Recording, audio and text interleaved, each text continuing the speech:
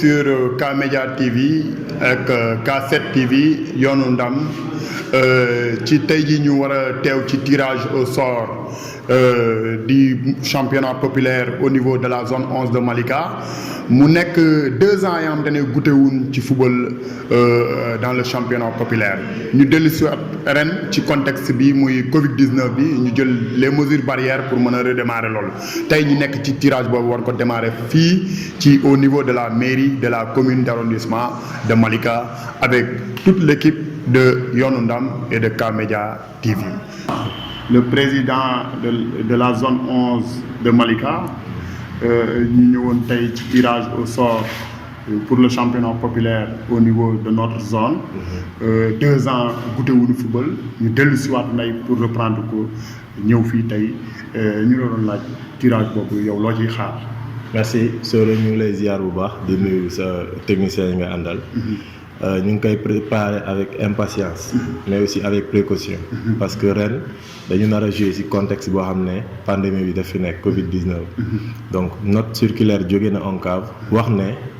il faudra l'obligation d'être vacciné pour dugg ci stade bi te incha allah loolu la ñu bëgg a respecter loolu la ñu bëgg a dérouler. donc l'appel qu'on lance à l'endroit de l'ensemble des ASC. en tout cas des présidents d'ASC pour ñu jël seen ay matukaay. mooy ñu fexe que tous les acteurs du navétane que ça soit les joueurs les dirigeants les supporters ñoom ñëpp ñu jël précaution vacciné wu avant ñuy démarrer compétition en tout cas loolu la ñu bëgg di ñaan yàlla commencer ko ci jàmm jeexal ko ci jàmm équipe bi gën a baax gën a taxaw yàlla na ko yàlla may ndam léegi nag lu ma ci dolli peut-être une petite correction mooy que ne en fait c'est 2 ans mais en réalité benn saison kese lañ football parce que dafa en fait 2 ans yi dafa duggante n'est-ce pas donc nañ ñaan yàlla ren déroulé ko en tout cas nawetaan d'ailleurs moo war a nekk l'exemple pour toute la population pour que ñu suivre l'exemple du mouvement navétane même lamb ji lu ñu bëgg mooy ñu suivre l'exemple du mouvement navétane gis nga c'est un défi qui est lancé mun naa ne les autorités ñoom ñoo defar lii ba pare dénkuñu ko lancé ñu défi parce que ñu bari ñu ngi yaakaar ne mouvement navétane du mën a sauvegarder stade bi donc loolu mooy suñu défi ren ñu fexe et puis d'ailleurs ñu siy profiter comme ni ñu ko defee ci Covid bi ñu fexe ASC yëpp bu ñuy ñëw ñu sensibiliser seen ay supporters ñu xam ne lii suñ ko yàqee suñu bopp lañ ko yàqal. kon daal yaa ngi xaar président ASC bu ne jëm liggéey boobu ci goxam. non dafay am sax xam nga lu tax. parce que Malika les supporters de Malika am nañu cër d'ailleurs sax population de Malika ñoo am culture boobu ils ne sont pas du tout violents te loolu dinañ ko démontrer incha allah on espère qu'à la fin de la saison pelouse bi nuñ ko fekkee dinañ ko bàyyee nu ko gën. waaw tout d'abord donc maa ngi leen di remercier donc di la di nuyu waa Malika yëpp ñoo xam ne ñu ngi may seetaan ak tout le monde donc di nuyu diaspora bi ak ñëpp ñoo xam ne ñu ngi ci àdduna bi waaw comme ni nga ko waxee rek yaakaar naa ni 2 ans toog nañ ko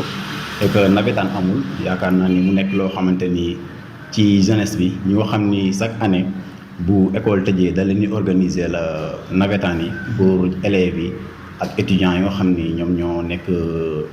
en vacances pour leen permettre ñu dafay activité mais sur le plan sportif yaakaar naa ni gars yi toog nañ 2 ans football ñu et que tamit neexul ci joueurs yi neexul tamit ci dirigeants yaakaar naa ni mouvement navétane dafa populaire te tamit nit ñi bëgg nañ ko trop mais également ça ne veut pas dire que ni mouvement navétane football amul rek équipe bi def ñu activité parce que tamit comme ni nga ko waxee contexte coronavirus bi tax na équipe yu bari defuñu football mais am na ay activités yu ñu doon def comme sensibilisation tout récemment rek ASC Jokko donc def nañ ko et que tamit joxe nañ ay masques ak ay gel yoo xamante ni dafay permettre population bi utiliser ko je pense que malgré que navétane amul mais également li nga xam ni mooy football bi defuñu ko mais nag teewul li nga xam ni mooy sensibilisation bi waroon ñu ngi ko doon def en tant que équipe sportive kan dañu ñëw pour tirage bi pour xam ci ban poule lañ bokk comme que toog nañ 2 ans football lañu yaakaar naa ni nit ñëpp sawar nañu instant yi pour football comme ni nga xamee stade bi tamit dañ koo defar synthétique la ça motive encore les jeunes pour leur permettre ñu exprimer wu ñu wane seen talent. waaw comme ni nga xamee rek Jokko moom équipe bu mag la kenn du ko présenter au niveau du département de Pikine donc léegi département de Kër Massar la ñuy wax mais tamit yaakaar naa ni ñëpp xam nañ ko du équipe bu ndaw et que tamit yaakaar naa ni pare nañ lépp li nga xam ne rek mooy sur le plan sportif mooy joueur dirigeant muy supporter ñun ñëpp pare nañ pour mouvement nawet. waaw jamono moom comme ni ko waxee rek équipe bu mag la comme Jokko mais nag yaakaar naa ni tamit yabantewuñu Jokko tamit jamono tamit yabu ko et que tamit malgré ay frères lañ ay cousins lañ ay lépp lañ donc sport moo ni boole même bu nu bokkoon poule sax tamit yaakaar naa ni ku mënti gagné du jógee fii mais nag ñun moom pare nañ yaakaar naa ni jamono moom mooy peut-être titre côté boobu mais ñun moom yaakaar naa amuñu nuy ragal. tey nag sama teewaay fii dama ñëw sur convocation de la zone 11 donc pour le tirage des poules pour la saison navétane 2021 donc en tant que président de l'ASC Jokko loolu mooy waral sama teewaay fii tey mais aussi mën ma fi ñàkk teew aussi ci casquette conseil municipal président de la commission sport également parce que je crois que loolu aussi war naa fi teewal maire ci côté boobu donc double casquette boobu daal mun naa ne moom waral sama teewaay fii tey mesures yi ñu ngi koy xaar déjà ñu ngi déglu la zone 11 ñu ngi déglu la zone 11 ban carnaval lay jël yan proposition lay jël yan mesure lay jël pour la saison bi ñu jëm nii je pense que ñoom yoon boobu ñu tracé rek la commune ne fera que accompagner leen ci voie boobu mooy l'épanouissement des jeunes fexe ba ñu épanouir mais en même temps également fexe ba également lutter contre mbas mi nga xam ne moo fi nekk voilà donc mooy tout ce qui est mesure barrière tout ce qui est mesure préventive ñu mën ko def mën ko jël de sorte que dinañ mën a compétir mais en même temps dinañ mën a voilà wane ne vraiment ñu ngi xeex ak mbas mi xam nañ ne mbas maa ngi fi. bon la violence je pense que moom ak le nouveau stade là. voilà gis nga ko ak le nouveau stade donc on a un bijou comme ni nga koy waxee mu nekk loo xam ne ay génération yu bëri jaar nañ fi suñ ko amoon tey ñu ngi leen di dégg ci championnat yu bëree bëri donc jeunesse bi ñu war a jël conscience ci loolu te xam ne ñoom ñoo ko moom c'est pour ñoom la suñ ko yàqee seen bopp lañ ko yàqal buñ ko entretenir également seen bopp lañ ko entretenir donc ñu leen di woo ci ñu xam ne ñoom ñoo ko moom ak lu ñu mer ak lu ñu am lu leen naqari nañu fexe faje ko neneen lu dul yàq te ma leen di wax ne mouvement bi ñu nekk muy mouvement nawetaan nekk na mouvement bi nga xam ne bépp naxar boo ci am lépp lu la ci metti soo jaaree ci texte yi mën nga am gain de cause donc nañu fexe au niveau des ASC les secrétaires généraux des ASC ñu xam les textes foofu boo xamee texte rek lu la nit tooñ ci biir terrain bu la neexee ci texte ngay jaar bu lijjanti ko mais nag bu fekkee maîtriser woo texte yi évidemment da ngay indi force da ngay indi doole voilà mais bu ñu jàngee texte yi lu naqar bu mu mënti doon rek mën nañu jaaree ci texte yi ba comme ni nga ko waxee je pense que voilà gars yi ñoo namoon nawetaan vraiment jeunesse bi namoon na ko lool malgré mbas bi jaar na fii ainsi de suite mais nag comme ni ñu ko waxee woon rek il faut vivre avec parce que tey mënuñoo toog di xaar loo xamante ni kenn xamul kañ la fiy jóge kon nag initiative bi nga xamante ni tey jël ngeen ko waa zone 11 jël ko aussi ànd ceeg waa ODCAV je pense que c'est une bonne idée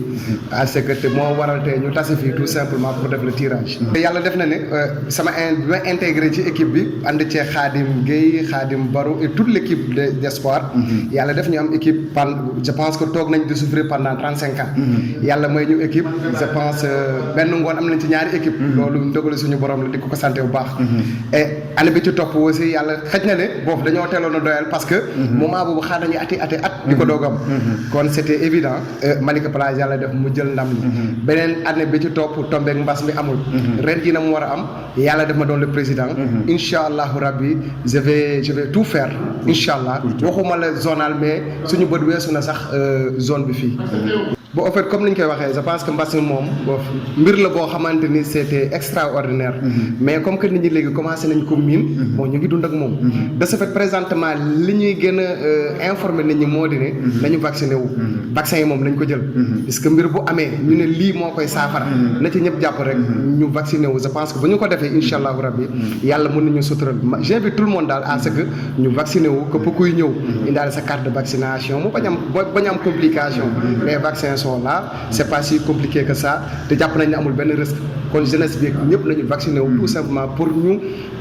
jëmmal suñu navétane sport bi nga xamante ne moom mooy dajale tous les couches yi nga xamante ñoom ñoo nekk ci fi ñu nekk nii kon donc nañ ñëpp topp règles yi sol suñuy masque n'est-ce pas di raxasu comme ni ko ñëpp di defee distanciation malgré même bu nekkee day jafe mais vaccin yi moom nañu ko jël je pense que loolu c'est le minimum. bon di wax ni peut-être que boo gisee nawetaan amul moment yi passé ci gannaaw Covid bi moo tax mais je pense que ni bu ku nekk ñaqoo ku nekk sol masque je pense que ni dara mënut a tee nawetaan am. fekkente ne am nañ permission gouvernement bi donc ça fait plaisir de retrouver les terrains quoi avec surtout mon ASC l'ASC Dergui bi nga xamante ni l'ASC Dergui sans les navétanes de Malika du neex quoi. bon vous savez à Malika il y a des mastodons quoi. donc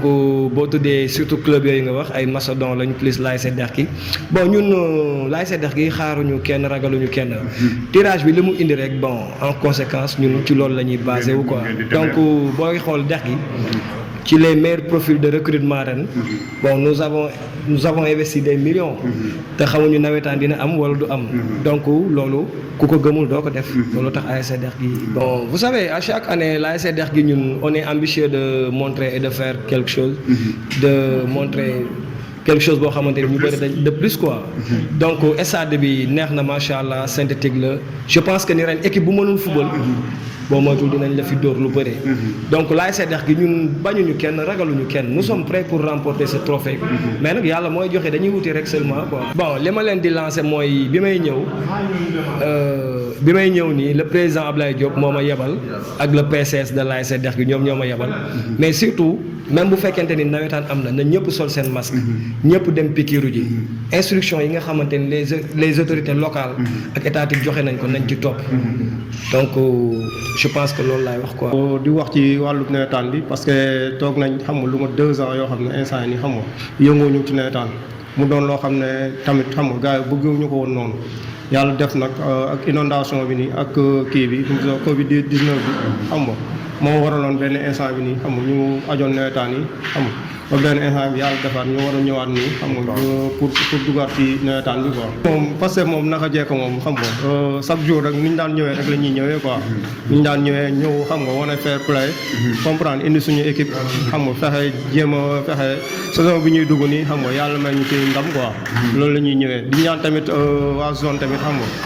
ñu jàpp ci affaire yi bu baax en plus xam nga ak ñi nga xam ne ñoom ñoo nekk ci quartier yi ASC yeeg yëpp xam nga ñu ñëw wane fair play xam nga après pour nawetaanu Malika mën a jëm ci kanam quoi. waaw ak innovation stade bi nii xam nga loolu tamit dañ ciy rafetlu waa kii nu mu sax waa zone bu baax a baax parce que lii tamit yàggoon nañ ko bëgg xam nga bu njëkk ba marché ba lañ doon footballé yàlla def tey ba yàlla indi ñu fii nii xam nga defal ñu synthétique kon ñi nga xam ne ñun ñoo dëkk Malika ñun ñoo ko war a xam nga sàmm ba benn instant bi lépp lu ñuy bëgg rek dañ ko fay am quoi. merci beaucoup waaw. loolu moo ñu dundal donc buñ toogee lu yàgg compétir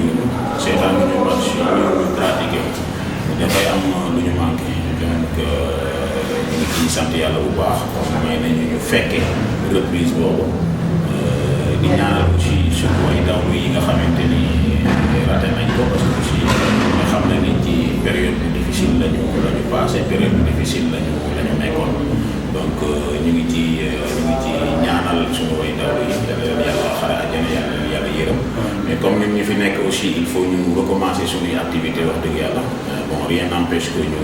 commencer waat suñuy activité tout en sachant que ni aussi dañoo war a respecter encore procédures sanitaires yi nguur geek ay fajkat yi teg ci suñuy loxo donc ñu rappeler nit ñi ni dañoo war a respecter les mesures barrières donc loolu la ñuy nuyu di remercier aussi encore une fois seen teewaay. appel bu solennel la dëgg yàlla ñoom ñoo moom infrastructure bi tey ko xam ni infrastructure bi dañ ci jot donc war nañoo fexe ba nga xamante ni utiliser ko xamante ni bu ëllëgee dinañ bu déwénee dinañ mën a ñëwaat utiliser suñu infrastructure comme na ñëwaat d'autant plus que xam nañ ni stade bi en projet pareegul xaajagul bay pare benn phase rek lañ teg te am na différentes phases yoo xamante ne mi ngi suivre donc buñ sañoon ñu ñëw ak esprit fair play ñu football ci jàmm ñun ñëpp que le meilleur gagne ñun ñëpp Malika lañ dëkk ñoom ñoo ko moom wala département de Keur Massar lañ bokk donc ñoom ñëpp ñu ñëw football dans la quiétude wax dëgg yàlla dans la paix et la non-violence. waaw comme d'habitude jamono ay perspectives yu am solo lay am ci nawetaan parce que aussi c'est l'équipe la plus titrée de la zone donc ñoom bu ñu ñëw ak demi-mesure wax dëgg yàlla dañuy ñëw ak engagement ak défi yu kawe yoo xamante ni chaque fois bu ñu ñëwee rek ñun dañuy bëgg a egg final te xam nga ni ko xam ni bu ñu eggee final wax dëgg yàlla jël coupe bi moo ñuy yitteel quoi. di leen baalu ak di leen wax aussi baal nañ leen ak di ñaanal ñëpp jàmm et puis di ñaan yàlla jël fi mbas bi parce que nag contexte bi ñu nekk ren contexte pandémie Covid-19 la donc ren nekk saison nara nekk saison bu particulière parce que am na ay précautions yoo xamante ni ONCAV si kaw ñoom ñoo ne nañu fexe jël précaution yooyu mooy fexe sensibiliser l'ensemble du mouvement navétane ñu dem vacciner wu. Ils ont même parlé d'obligation pour que ñu def passe sanitaire képp kuy ñëw stade en tout cas tous les acteurs du mouvement navétane ñu fexe vacciné wu balaa ñu ñëw ci biir stade bi moo xam compétiteur la moo xam dirigeant la moo xam supporter la donc loolu aussi ñu ngi leen di ñaan yéen président yi yéen joué ci rôle bu am solo pour que l'ensemble de la famille du mouvement navétane à Malika ñu mën a vacciner wu avant ñu démarrer compétition bi. beneen bi ci topp mooy contexte aussi bi ñu defee tirage bi ñun ñëpp xam nañ ne Malika tirage yi daan na gën a neex ñi daan na gën a xumb ñi pourquoi cette année ñu def ko sox invité dans chaque ASC juste 2 personnalités mooy que ne contexte moo demee noonu sans plus tarder dama leen di jox peut-être d'ailleurs sax wax naa ko léegi information bi y a eu des ASC ou bien des zones yoo xamante ni par rapport ak notre ONCAV bi ils ont décidé de ne pas jouer am na quelques ASC yoo xam ne ñoom jàpp nañu ne peut-être mënuñu assurer obligation pour seen ay acteurs pour ñu vacciner wu donc si loolu ñoom ñu décidé bañ a bokk nawetaan am na aussi ay zone yoo xamante ni décidé ou bien benn zone bu ñu Pikine bu décidé ne du jouer mais moom contexte bu spécial la parce que dafa am benn décès foofu boo xamante ni peut-être naam affaire fédération la woon. mais xam nga monde du sport en général les acteurs du mouvement navétane c'est les mêmes personnes ñoom ñoo nekkaat ci championnat donc du coup rek day xaw a lii donc loolu aussi ma bëggoon lancer peut-être au président d'ASC pour que aussi ñu wax peut-être seen volonté de participer à la saison 2021 au niveau de la zone parce que aussi ñun zone 1 suñu stratégie bi ñuy doxee mooy on ne fait rien sans le consentement mais également l'accompagnement des présidents d'ASC ñun consensus la ñuy doxee te on ne souhaiterait pas aussi ne dañuy def lancer wu ci benn saison boo xamante ni les présidents d'ASC suivre lu ñu donc moo tax toujours rek dañuy bëgg a def une petite discussion avant même ñuy lancer tirage bi pour ñu xam quel est l'état d'esprit aujourd'hui de nos différentes ASC parce que l'idée en tout cas ñun au niveau de la zone l'idée bu ñu bëggoon partager mooy ñu fexe dérouler saison bi maintenant xam nga ay texte moom wala volonté day nekk ci kaw mais faisabilité bi on n'est pas sûr que dinañ ko mën a matal à 100%. Donc aujourd'hui peut-être ONCAV mën na am volonté def note dem auprès du ministère wane ne lii la jël ay ndogal mais dans la pratique sur le terrain est-ce que ndogal yooyu dinañ ko mën a matal à 100%. loolu aussi sur le principe ñun ñëpp on peut être d'accord mais si demain on a des difficultés pour dérouler ce qu'ils ont dit de manière pratique parce que aussi mouvement navétane c'est le public aujourd'hui zone 11 déjà ak zone yu bari sax dañu commencé woon di am ay difficultés financières suñ ci tegee ne bloqué supporters yi mën na poser problème mais toujours li ma wax sama membre zone yi mooy nañu adhérer sur le principe déjà suñu demee ba sur le terrain ñu xam ne lii c'est pas faisable ñun on va s'organiser parce que chaque jour ñu gis ay mesures jóge ci kaw on se rend compte que ne mënuñu ko dérouler à la lettre comme ñoom ni ñu ko waxee mais dañuy fexe modifier ko pour xam ñun naka lañ koy dérouler donc loolu moo tax il faut jamais dire non a priori ñun loolu la ñuy jàpp quoi. Maintenant s'il y a des présidents d'ASC yu souhaité woon peut-être wax seen position par rapport à ça c'est le lieu ñu intervenir ñu wax ne ñoom par rapport à ça lii moom mooy seen position n'est-ce pas. Bon maintenant chaque président est venu avec son président de la commission sportive et peut-être pour chaque ASC la personne morale peut prendre la parole si elle le souhaite bien sûr. Après nous serons maintenant procéder au tirage parce que nous on a dit quel que soit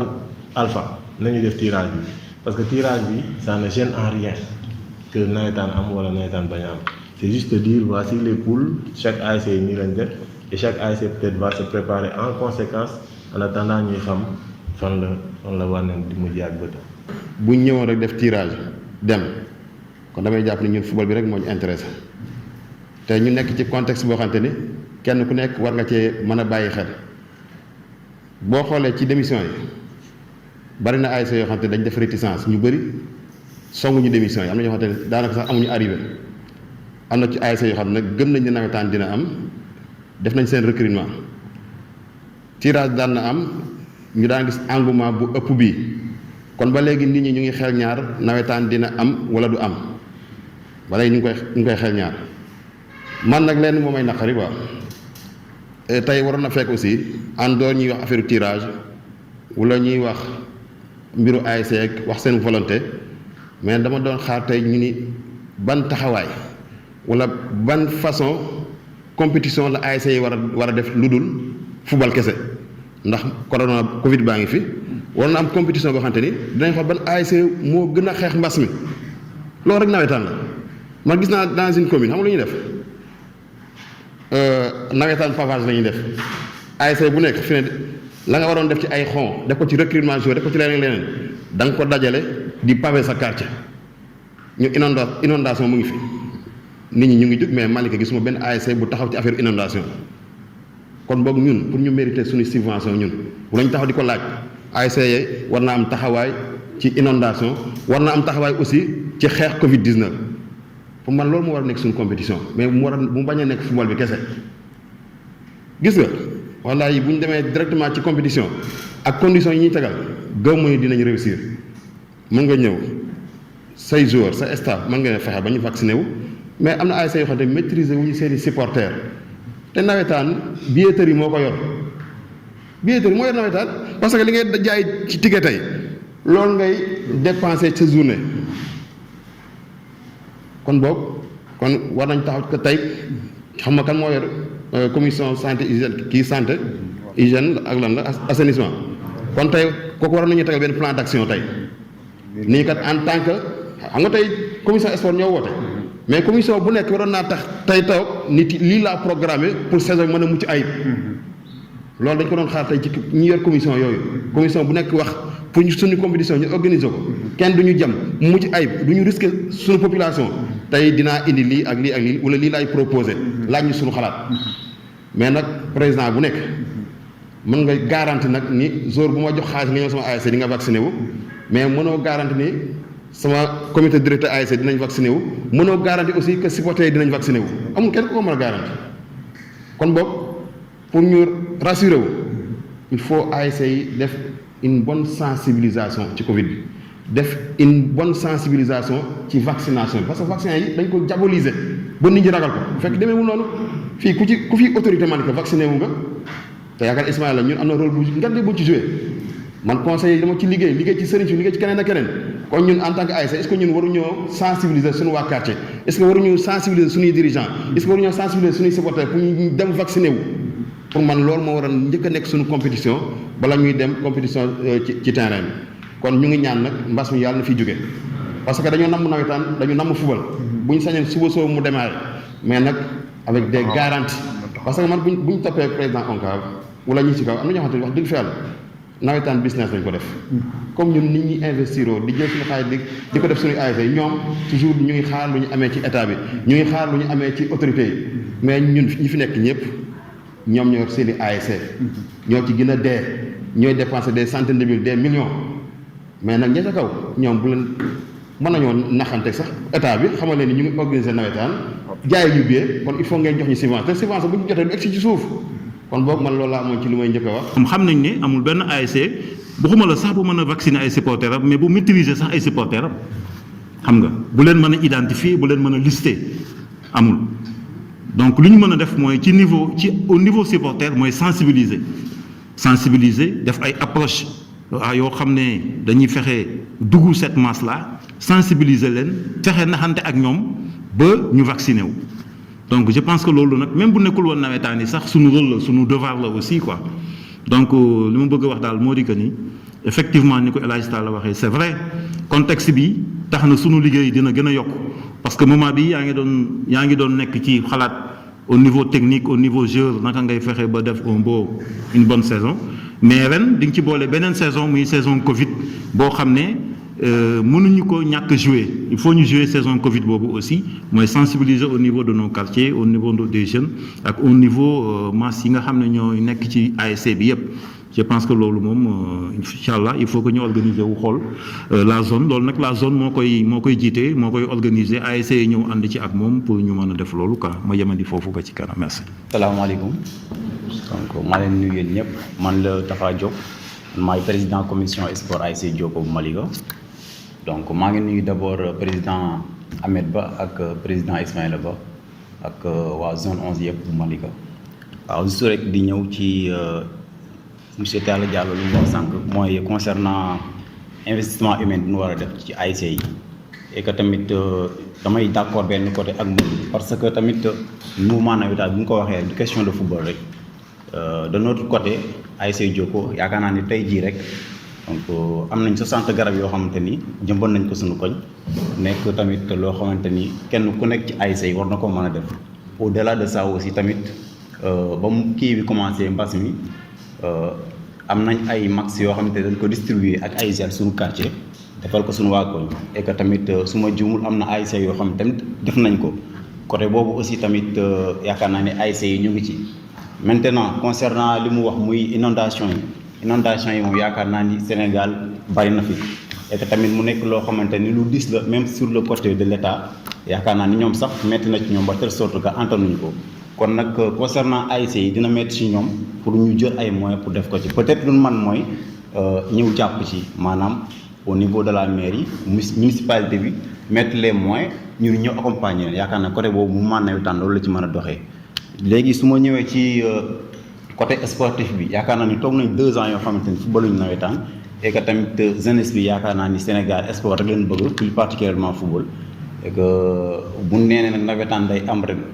wóoruñu ba xam dina am tey dañ fay ñëw ñun ñëpp parce que dañ fay ñëw pour jéem a xool lu ñuy tiragé et que buñ tiragé tamit wóoruñu ba xam dinañ football mais buñ tiragé pare comme ni ko président Ahmed Ba waxee yaakaar naa ni dañuy adhéré rek ci li nga xam ni waa ONCAV moom la ñuy décider et que buñ ne dañuy vacciné wu aussi tamit dañuy vacciné wu mais ñun ñëpp xam nañ ni Sénégal donc vaccin yi nga xam ni ñoom la ñuy distribué yaakaar naa ni doyul waaw récemment rek am na ñu indi. pour ñi nga xam ne defoon nañ première dose yi defaat seen deuxième dose yi du coup ñun bu ñu adhéré ci contexte bi yaakaar naa ni comme ni ko président Ahmed Ba waxee donc bu ñu organiser wu suñu biir pourquoi pas dañ ko mën a organiser organisation bi nag ñun ñëpp ñoo ci mën a jàpp kenn ku nekk sa ASC nga jéem a sensibiliser ñi nga xam ni ñooy acteurs yi ci nekk pour ñu mën a vacciner wu mais nag sensibiliser ne veut pas dire que tamit nit ki da nga koy wax rek. mais nekk na loo xamante ni da nga ko imposé da nga naan ko ñëwal vacciné wu parce que tamit àdduna bi moo toll fi nga xamante ni dina dem ba nga xam ne di nga war a génn sa dëkk dem feneen sax da lay laaj carnet de vaccination donc du coup daal côté boobu daal ñu gën a sensibiliser rek yaakaar naa ñu sensibiliser rek lañu man quoi ñu sensibiliser kenn ku nekk nga jéem a xool daal sa côté loo ci mënee jàpp nga jàppee ko ci donc di wàcce foofu kàddu yi di leen jaajëfal yéen ñëpp merci beaucoup. di remercier aussi di nuyu le président zone. Monsieur Ahmed ak équipe am yëpp ak tous les présidents qui sont là ak les présidents des commissions sportives yi ASC yëpp di wax ne bof c'est ma première fois d'être ici comme président en face yeneen présidents yi nga xam ñoom lañ seqal di waxtaan bon toujours dama ko wax président dama naan mais man depuis bu ma jëlee fonction ba léegi mosuma gis ñu woote réunion ci biir président ñu toog waxtaan xool naka la ñuy organiser wu. maanaam su may wax loolu damay dëkk ci li Talla Diallo wax sànq mu doon lu am solo parce que ñëpp dañ koy wax waruñoo xaar rek football jot ñu doog a tase pour parler du football.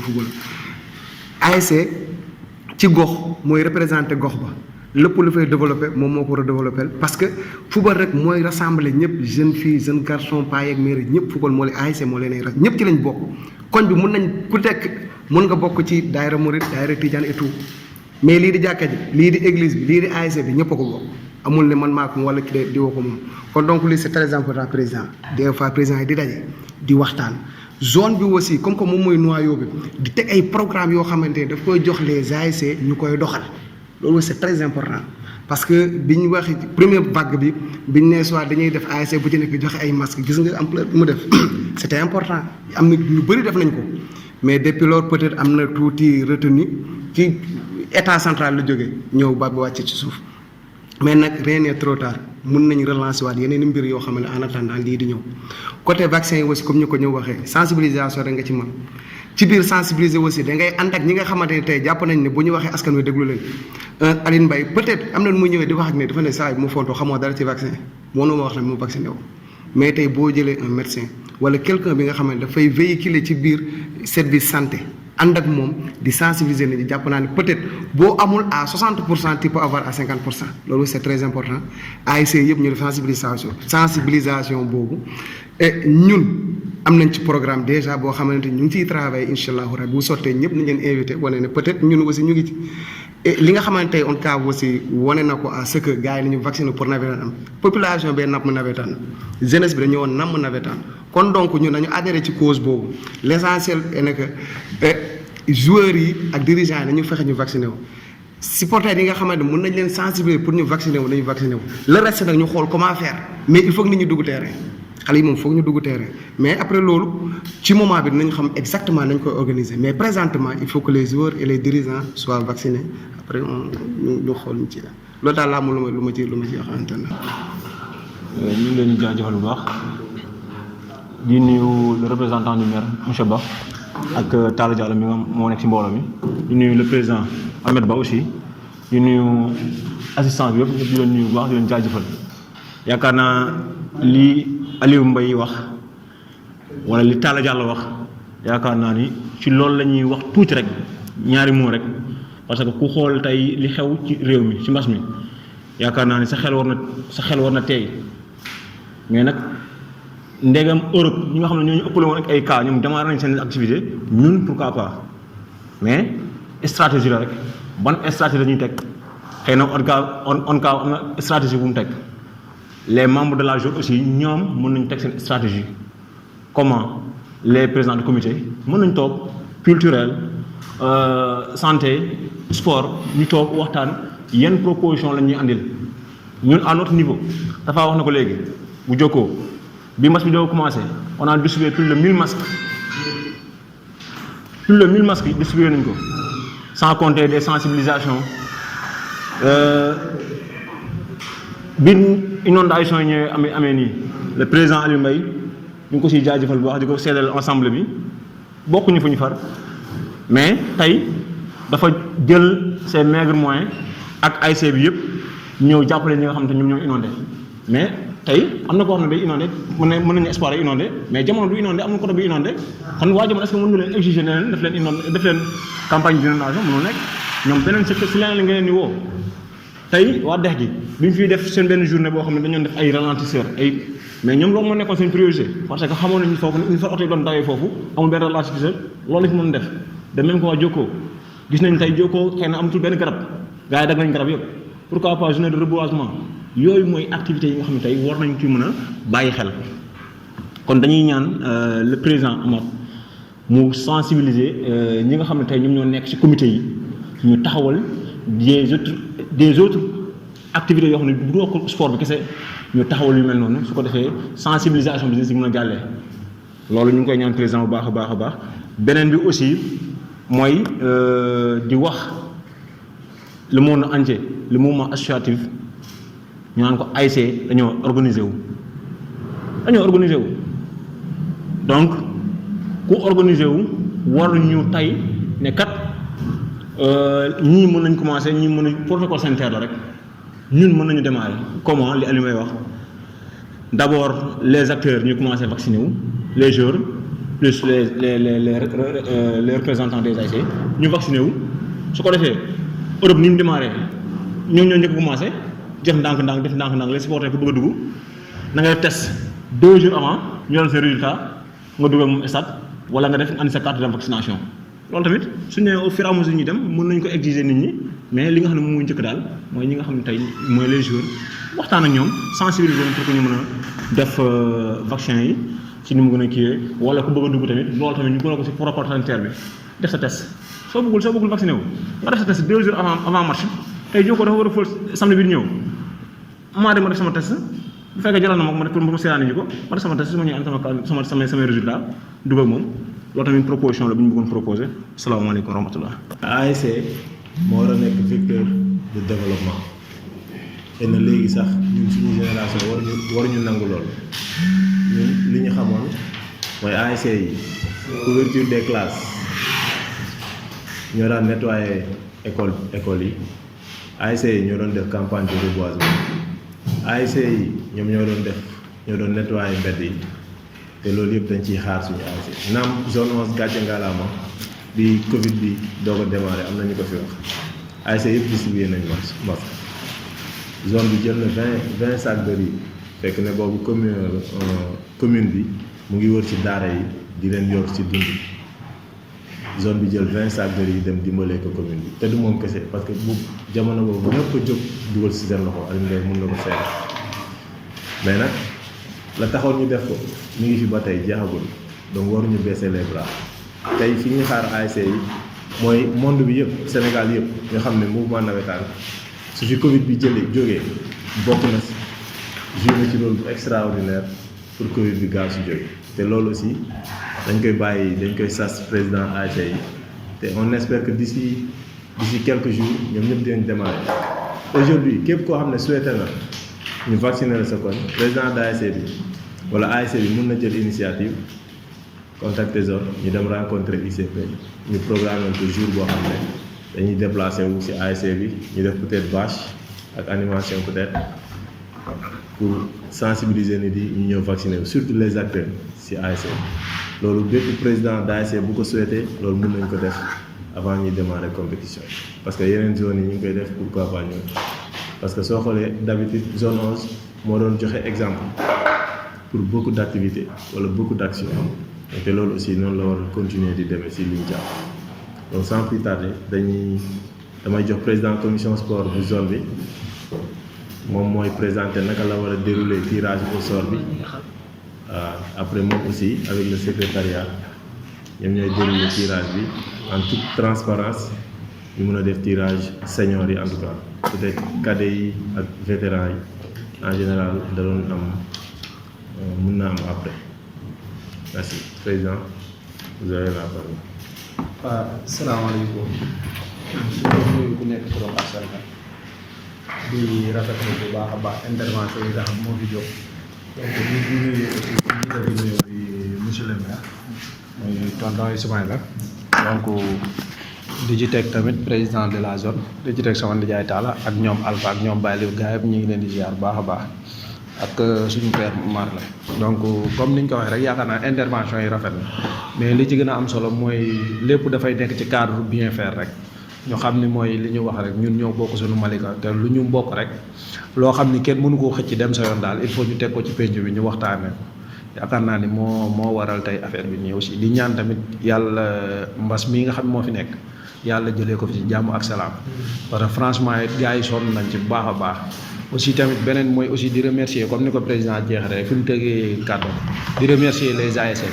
parce que ci début Covid bi donc zone tegoon na ay actes yu nga xam ni te peut-être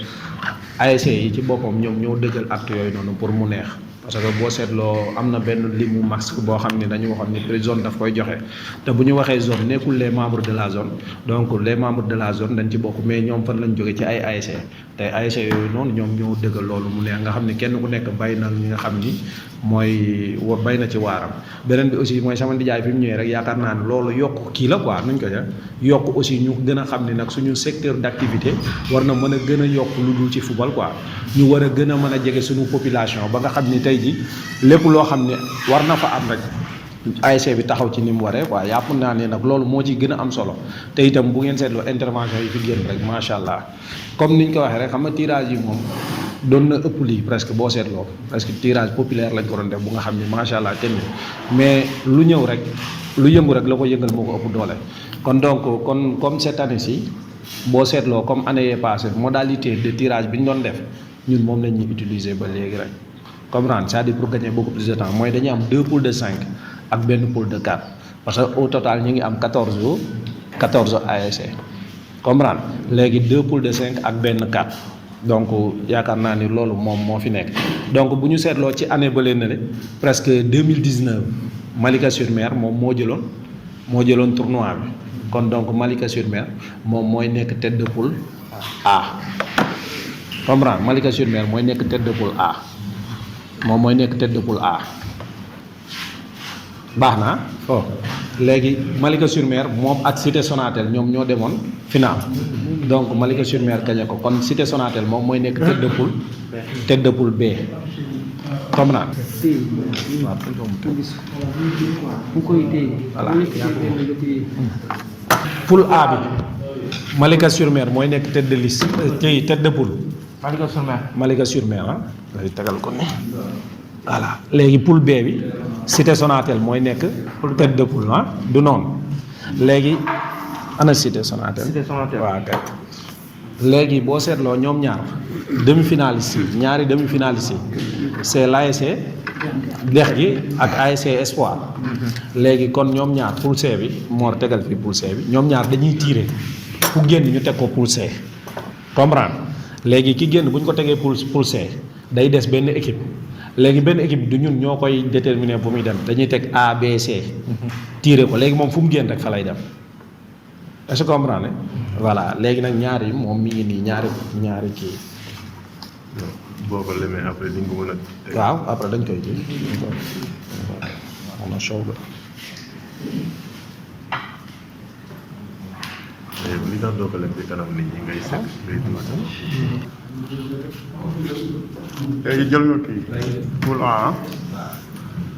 poule A bi jël nga ko ba pare.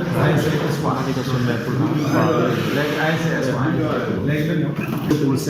tête de poule C ASC Espoir. léegi moo nekk nii léegi voilà xam nga dex gi moo des. léegi dex gi dañoo war a déterminer ban poule lay dem. léegi dex gi moom pour ñu déterminer ban poule lay dem dañuy teg A B C ñetti poule. ñu yëngal léegi ñu tiire dex gi bu fekkee A moo génn A la jëm bu fekkee B moo génn B la jëm bu fekkee C moo génn C la jëm. léegi 2 poules. voilà 3 poules. voilà donc 3 poules lay doon. waaw.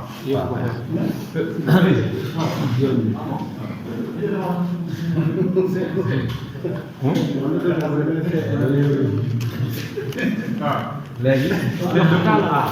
gis ngeen poule A moo génn